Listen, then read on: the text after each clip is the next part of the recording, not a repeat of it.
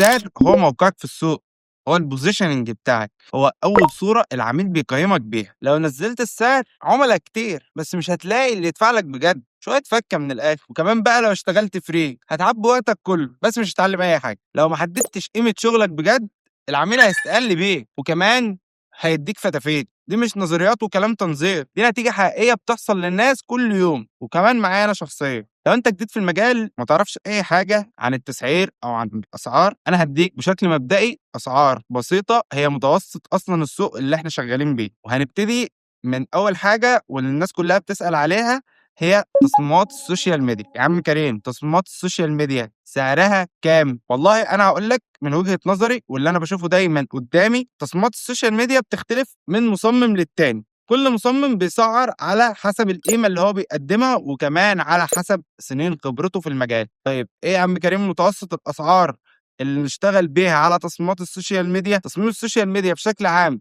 في الوقت الحالي اللي إحنا شغالين عليه من أول 300 جنيه لحد 1000 جنيه، وفي كمان أكتر. دي تصميمات السوشيال ميديا مش الvisual ومش الcampaign الكاملة. طيب في كمان الفليرات والمطبوعات، دي برضه تقدر تشوف فيها متوسط السوق.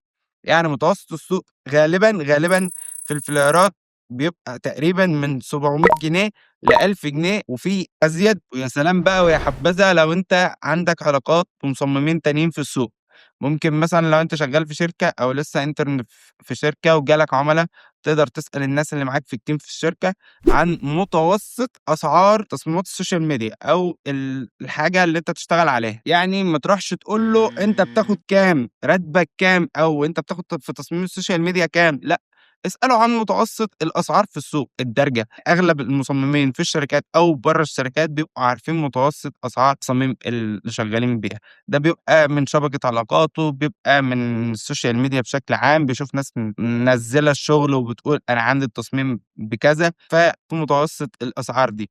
ما تطلعش أوي، ما تشطحش، وفي نفس الوقت ما تقللش من قيمة شغلك خالص، خلّيك في المتوسط. دي أرقام مش قرآن ومش قوانين ثابتة.